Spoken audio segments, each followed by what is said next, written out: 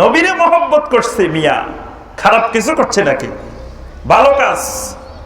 কিন্তু ভালো কাজ করে জাহান্নামে যেতে হবে, ভালো কাজ করে জাহান্নামে যাওয়া লাগবে, এই বিষয়টা অত্যন্ত জটিল। অনেক ভাই বোন এই বিষয়টা বুঝে না।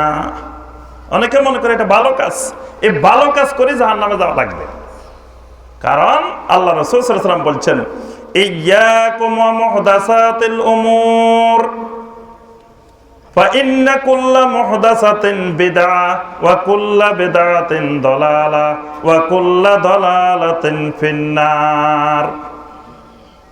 আল্লাহ রাসূল সাল্লাল্লাহু আলাইহি ওয়াসাল্লাম বলেন, আমি নবীর শিখানো ইবাদতের মধ্যে কেউ যদি নতুন কিছু বানায়, এই নতুন কিছু বানানোটার নাম হলো বেদাত। ওয়া কুল্লু বিদআতিন দালালা, সমস্ত বেদাত গুমরাহি। ওয়া কুল্লু দালালাতিন ফিন্নার, সমস্ত গুমরাহি জাহান্নামে যাবে। তাহলে বেদাত করে, ভালো জিনিস করে, ভালো কাজ করে জাহান্নামে যাওয়া লাগবে। অনেকে বলেন ভাই এটা বেদাতে হাসানা, শুনছেন না? কয়টা বেদাতে? তো বেদাতে হাসানা যদি এটা হয়, বেদাতে সাইয়্যা কোনটা? কয়েকটা বেদাতে সাইয়্যা দেখান। বাংলার জমিনে কোন বেদাতে সাইয়্যা নাই, সকল বেদাতে হাসানা। বেদাতে সাইয়্যা বলতে জমিনে কোনো বেদাত নাই, কারণ সব বেদাতে তো সুন্দর। অসুন্দর কোনটা? অসুন্দর কোনো বেদাত নাই, কারণ অসুন্দর বেদাত হইলে ওইটা বাজারে চলে না, বাজারে খাওয়ানো যায় না। বাজারে 2 নম্বর জিনিস, ভেজাল জিনিস, নকল জিনিস বানাইতে হইলে মূল জিনিসের চাইতে সুন্দর করে বানাইতে হয়। জাল টাকার নোটটা মূল টাকার নোটের চাইতে আরো সুন্দর বানাইতে হয়। 2 নম্বর জিনিস মূল জিনিসের চাইতে চাকচিক্যময় সুন্দর। ফরমালিন দেওয়া মাছটা দেখবেন কিরকম টাটকা, আর ফরমালিন নাইওয়ালা মাছটা দেখবেন মাছি বসে রয়েছে। ফরমালিন যেটার মধ্যে থাকবে না, এটার মধ্যে মাছি বসে থাকে। আর ফরমালিন দিলে মাছি বসে না, কিচ্ছু বসে না, কি তরতাজা দেখা যাচ্ছে। এরকম বেদাত যেগুলো, সমস্ত বেদাত হাসানা, সমস্ত বেদাত সুন্দর, কোন বেদাত অসুন্দর নাই। অসুন্দর যদি হইতো এটা মানুষের মাঝে মার্কেটে এটা চালু করা যাইতো না। এই জন্য দেখেন, আলোচনার শুরুতে আমি দরুদ পড়ছি না? কি বলেন? দরুদ পড়ছি না? কোন দরুদটা পড়ছি বলেন দেখি? দরুদে ইব্রাহিম নামে কোনো দরুদ নাম নাই, আমরা বলি আরই, কিন্তু এটা নবী সাল্লাল্লাহু আলাইহি ওয়াসাল্লামের শেখানো একটা দরুদ। এটার নাম নবী সাল্লাল্লাহু আলাইহি ওয়াসাল্লাম দরুদে ইব্রাহিম দেন নাই, কিন্তু এটার মধ্যে ইব্রাহিম আলাইহিস সালামের কথা আছে। এই জন্য আমরা অনেকে বলি যে এটা দরুদে ইব্রাহিম। আচ্ছা, এটা আমরা নামাজের মধ্যে পড়ি। এই দরুদটা পড়ছি, সবাই চুপচাপ বসেছিলেন। যদি এই দরুদ না পড়ি, আমি যদি পড়তাম, সবাই মহব্বতের সাথে পড়েন, বালাগাল উলা বিকামালিহি। আপনাদেরকে পড়তে বলি নাই, আমি যদি বলতাম, এটা বলছি, এখন পড়তে বলি নাই। যদি আমি বলতাম সবাইকে যে সবাই মহব্বতের সাথে বলেন, বালাগাল উলা বিকামালিহি কাশাফাদ দুজা বিজামালিহি হাসুনাত জামিউ খিসালিহি সাল্লু আলাইহি ওয়া আলিহি বালাগাল উলা। সবাই বলেন, আমি চা খাই মাঝখান দিয়ে। যদি বলতাম সবাই বলেন, আল্লাহুম্মা সাল্লি আলা সাইয়্যিদিনা মাওলানা মুহাম্মদ ওয়া আলা আলি সাইয়্যিদিনা মাওলানা মুহাম্মদ। গাছে ছিল, মাছে ছিল, ছিল বনের হরিণে। কত মজা না? কি বলেন?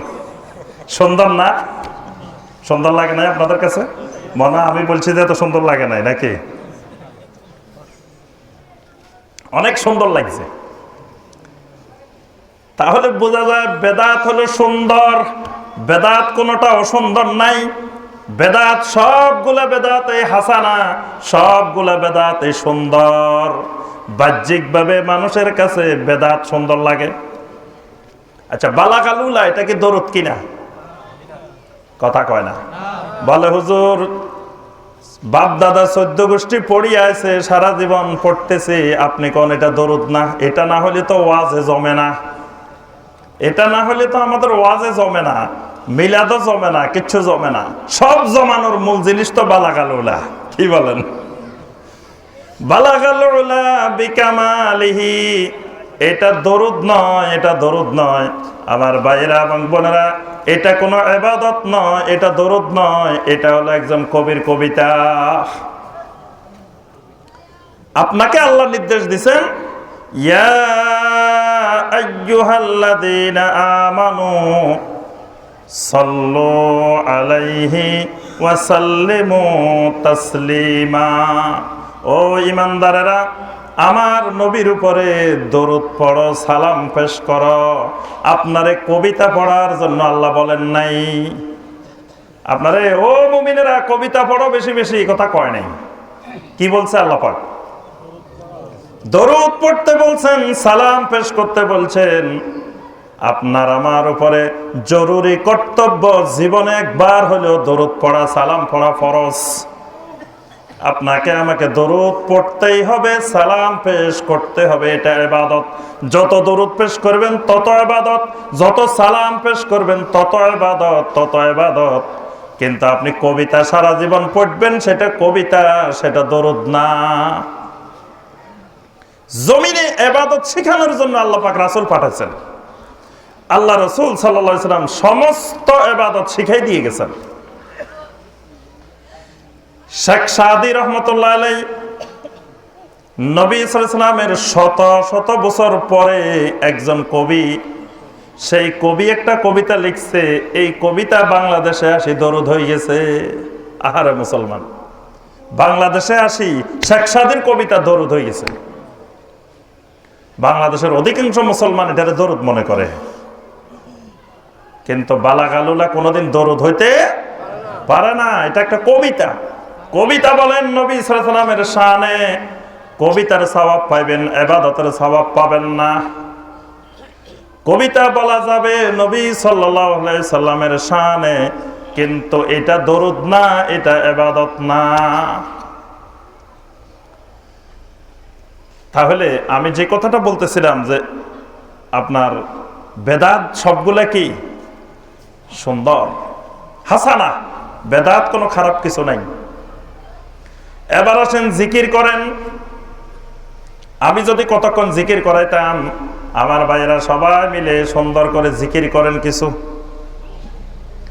বাতিগুলা সব নিভাই দেন, চোখগুলা সব বন্ধ করেন। আবার বন্ধ করিয়েন না, বন্ধ করতে বলি নাই, জিকিরের নমুনা বলতেছি। বাংলাদেশি জিকিরের নমুনা, বাংলাদেশি জিকিরের নমুনা আর আমার নবীর জিকিরের নমুনা। বাংলাদেশি জিকিরের নমুনা, লাইটগুলা সব নিভাই দেন, চোখগুলা সব বন্ধ করে নেন। বন্ধ করে আমার ভাইয়েরা শরীরের 10 লতিফার দিকে আপনি নজর করেন। জিকিরের প্রথমে নিয়ত করে নেন, আমি আমার কলবের তরফ মোতাবাজ্জা আছি। আমার কলব আমার পীর সাহেব হুজুরের কলবের তরফ মোতাবাজ্জা আছে। পীর সাহেব হুজুরের কলব ছাগলনাইয়া থেকে রামগড়ের দিকে, রামগড় থেকে খাগড়াছড়ির দিকে, খাগড়াছড়ি থেকে রাজশাহীর দিকে, রাজশাহী থেকে সিরাজগঞ্জের দিকে, সিরাজগঞ্জ থেকে ফরিদপুরের দিকে, ফরিদপুরের থেকে বরিশালের দিকে, বরিশাল থেকে বাগেরহাটের দিকে, বাগেরহাট থেকে খুলনার দিকে, খুলনা থেকে ইন্ডিয়ার দিকে, ইন্ডিয়া থেকে পাকিস্তানের দিকে, পাকিস্তান থেকে ইরানের দিকে, ইরান থেকে মক্কা মদিনার দিকে, মক্কা মদিনা হয়ে আল্লাহ রাব্বুল আলামিনের আরশের দিকে, আরশ থেকে জিকিরের ফয়েজ বরকত আমার কলবে এসে যাক।